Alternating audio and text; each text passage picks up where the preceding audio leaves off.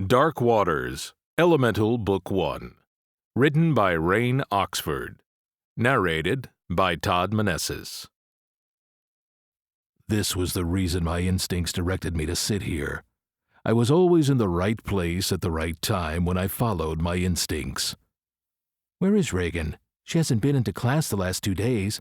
I tried calling her home, but the line was disconnected."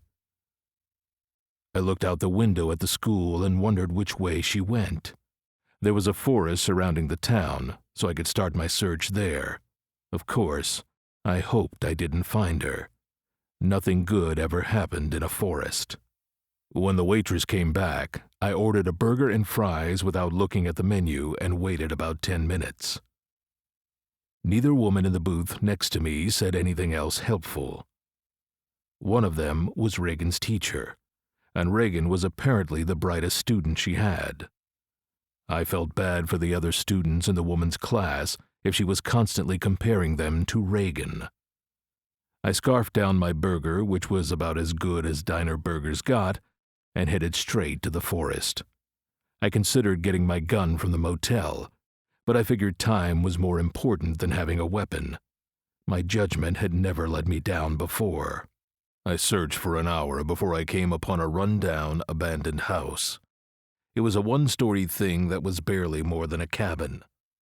The front porch had rotted and collapsed, and weeds were growing up through the wood. I tried the door, but water damage had sealed it permanently. I would have passed it by if my instincts hadn't screamed that something was wrong. A sharp chirp broke the silence, and I jumped a little. I took my cell phone out of its holster on my belt and checked the text message. "I see you changed your number again. I ran low on money this month, so you need to pay my electric bill." I cursed quietly. Regina was somehow always able to get my number, no matter how many times I changed it. I deleted the text and put the phone back in its holster.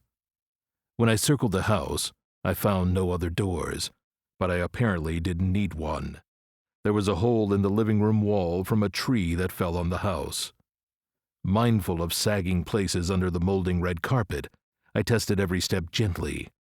Brown water dripped from the incurved ceiling as I tested each of the 4 doors. Only one of them opened. Inside was a set of stairs leading into absolute darkness. It was the smell, though, that made me hesitate. There were few things, in my opinion, as bad or distinctive as the odor of rotting flesh. I unbuttoned my overshirt, took it off, wadded it, and held it to my nose. Unmanly? Maybe, but gagging wasn't going to help anyone.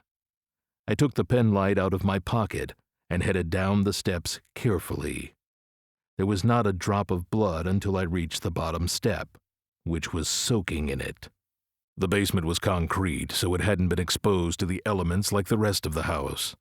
But the fact that it was meticulously upkept was as obvious as the 2-inch-deep pool of blood. There were the severed legs and arms of multiple bodies, symbols all over the walls written in blood, and a little girl. Reagan Cross was very much dead, with 2 distinct punctures on her neck that were impossible to miss. I realized at that moment that this wasn't a human case, and I was in over my head. I didn't deal with the paranormal beings because they made their own rules. Vampires were especially unpredictable and untrustworthy. Sickened by the sight, I went back to the motel. Once the adrenaline started to come down, I tried to call the police, only to find that my cell phone was missing. The last place I used it was at the house. It must have fallen out of the holster there, or on the way here. I didn't want to ask anyone to borrow their phone, because I couldn't risk questions. I had to keep it quiet. Knowing there was no other way, I returned to the decomposing house in the middle of the forest, down into the basement. And it was clean. The blood and bodies had all been removed. The symbols written in blood all over the walls were washed away, and my phone was placed carefully on a metal stool in the middle of the room. It was a warning,